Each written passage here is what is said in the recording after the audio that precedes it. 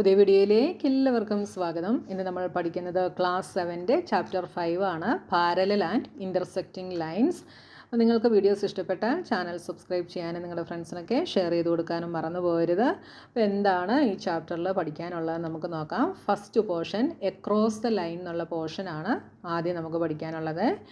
In this chapter we will explore the relationship between lines on a plane surface. അപ്പോൾ plane surface എന്താണെന്ന് ആദ്യം നമ്മൾ അറിയണം. Plain സർഫേസിലെ ലൈൻസുകളുടെ ഇടയിലുള്ള റിലേഷൻഷിപ്പിനെ നമ്മൾ ഈ ഒരു ചാപ്റ്ററിൽ നമ്മൾ എക്സ്പ്ലോർ ചെയ്യും. അപ്പോൾ പ്ലെയിൻ സർഫേസ് എന്താണ് എന്ന് നമ്മൾ ആദ്യം അറിയണം. നോക്കിയാൽ പ്ലെയിൻ സർഫേസിന് ചില എക്സാമ്പിളുകൾ ഇവിടെ തന്നിട്ടുണ്ട്. The table top, your piece of paper, the black board and the bulletin board are all examples of plane surfaces. അപ്പോൾ പ്ലെയിൻ സർഫേസ് എന്താണെന്ന് മനസ്സിലായല്ലോ. ടേബിൾ ടോപ്പ് ഒരു പ്ലെയിൻ സർഫേസ് ആണ്.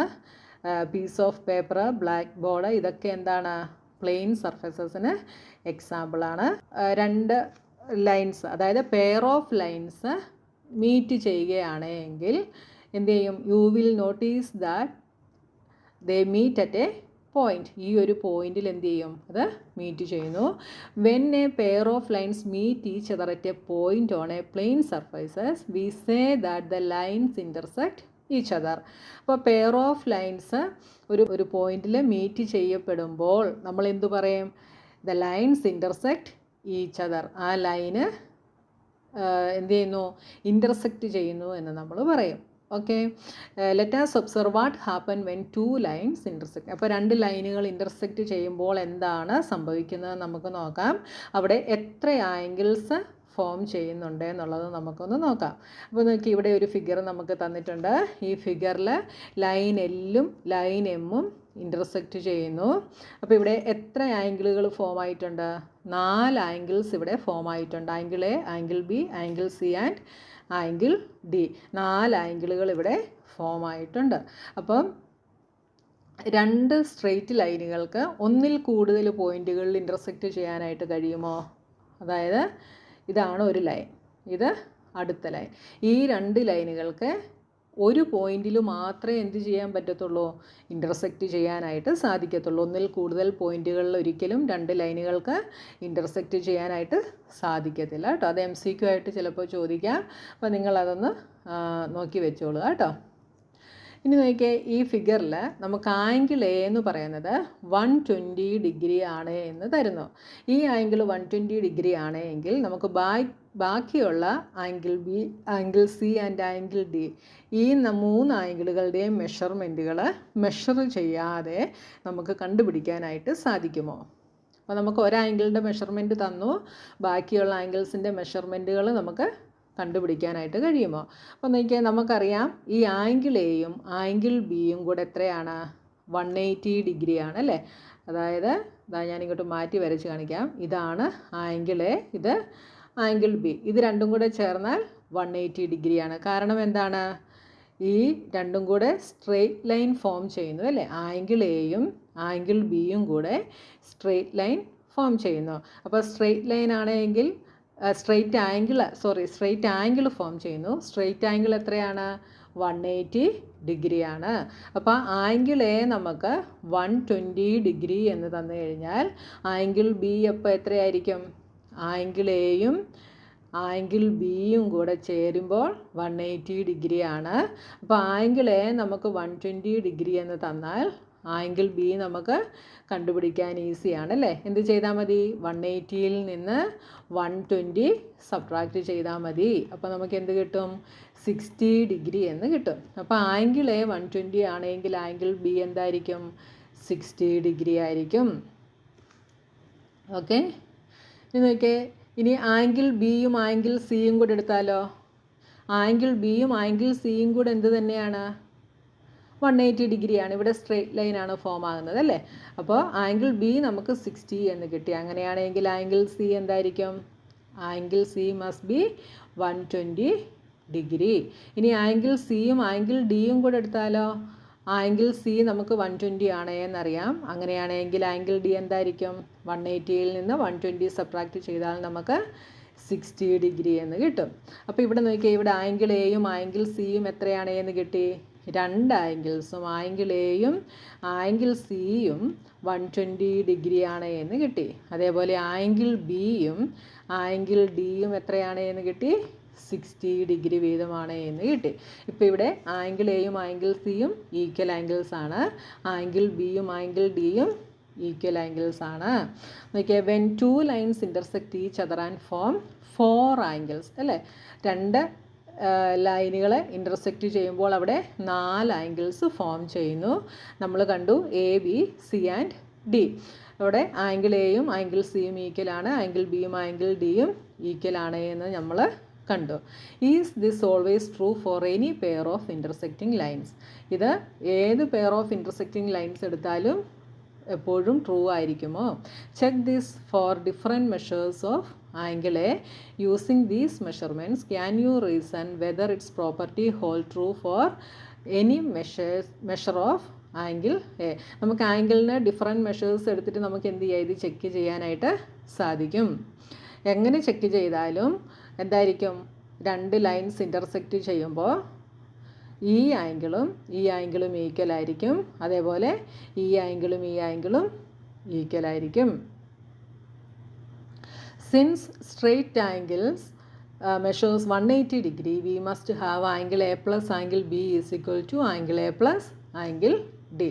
അപ്പോൾ ഞാനിവിടെ പറഞ്ഞു, ഇതാ നമ്മളിങ്ങനെ രണ്ട് ആംഗിൾസ് വരയ്ക്കുന്നു. ഇത് ആംഗിൾ എ, ഇത് ആംഗിൾ ബി, ഇത് ആംഗിൾ സി, ഇത് ആംഗിൾ ഡി. ഇങ്ങനെ എടുക്കുമ്പോൾ നോക്കിയാൽ ആംഗിൾ എയും ആംഗിൾ ബിയും എന്താണ്? 180 ഡിഗ്രിയാണ്. ആംഗിൾ എയും ആംഗിൾ ഡിയും എന്താണ്? 180 ഡിഗ്രിയാണ് അല്ലേ. അതാണ് ഇവിടെ എഴുതിയിരിക്കുന്നത്. Angle A plus angle B is equal to angle A plus angle D. ഈ രണ്ട് ആംഗിൾസ് എടുത്താലും സ്ട്രെയിറ്റ് ആംഗിൾ ഫോം ആകും, ഈ രണ്ട് ആംഗിൾസ് എടുത്താലും സ്ട്രെയിറ്റ് ആംഗിൾ ഫോം ആകും. Hence angle B and angle D are always equal. Angle ബിയും angle ഡിയും, അതായത് ഓപ്പോസിറ്റ് വരുന്ന ആംഗിൾസ് ഈക്വൽ ആണ് എന്ന് നമ്മൾ മുകളിൽ കണ്ടു. സിമിലർലി നമുക്ക് എന്തു പറയാം? Angle B plus angle A is equal to angle B plus angle C is equal to 180 degree. അപ്പോൾ ആദ്യം നമ്മൾ പറഞ്ഞത് എന്താ? ആംഗിൾ എയും ആംഗിൾ ബിയും ആംഗിൾ ഡിയും രണ്ടും ഈക്വലാണ്. അതുകൊണ്ട് നമുക്ക് എന്തു പറയാം? Hence angle B and angle D are always equal. Similarly angle B plus angle A is equal to angle B plus angle C. അപ്പോൾ നമുക്ക് എന്തു പറയാം? So angle A and angle C are equal. ഈ angle A plus ബിയും angle B plus സിയും ഈക്വലാണ്. അതുകൊണ്ട് നമുക്ക് എന്തു പറയാം? Angle A is equal to angle C. Angle എയും ആംഗിൾ സിയും ഈക്വൽ ആയിരിക്കും. ഇനി adjacent angles like angle A and angle B formed by two line intersecting each other are called linear pairs. അപ്പോൾ അഡ്ജസൻറ്റ് രണ്ട് ലൈൻസ് ഇൻ്റർസെക്റ്റ് ചെയ്യുമ്പോൾ form ആകുന്ന adjacent ആംഗിൾസിനെ നമ്മൾ എന്തു പറയും? ലീനിയർ പെയർ എന്ന് പറയും. അതായത് ഇവിടെ ഈ രണ്ട് ലൈൻസ് ഇൻ്റർസെക്റ്റ് ചെയ്യുമ്പോൾ ഉണ്ടാകുന്ന അഡ്ജസൻറ്റ് ആംഗിൾ എന്ന് വെച്ചാൽ എന്താ? ഇങ്ങനെ അടുത്തടുത്ത് വരുന്ന ആംഗിൾസിനെയാണ് നമ്മൾ എന്തു പറയുന്നത്? അഡ്ജസൻറ്റ് ആംഗിൾസ് എന്ന് പറയുന്നത്. ഈ അഡ്ജസൻറ്റ് ആംഗിൾസിനെ നമുക്ക് എന്തു പറയാം? ലീനിയർ പെയർ എന്ന് പറയാം. അതായത് ഇവിടെ സ്ട്രെയിറ്റ് ആംഗിൾ ആണ് ഫോം ചെയ്യുന്നത്, അത് 180 ഡിഗ്രിയാണ്. അതിനെ നമ്മൾ എന്തു പറയും? ലീനിയർ പെയർ എന്ന് പറയും. Linear pairs always add up to 180. Linear pair എന്ന് പറയുന്നത് 180 ഡിഗ്രിയാണ്.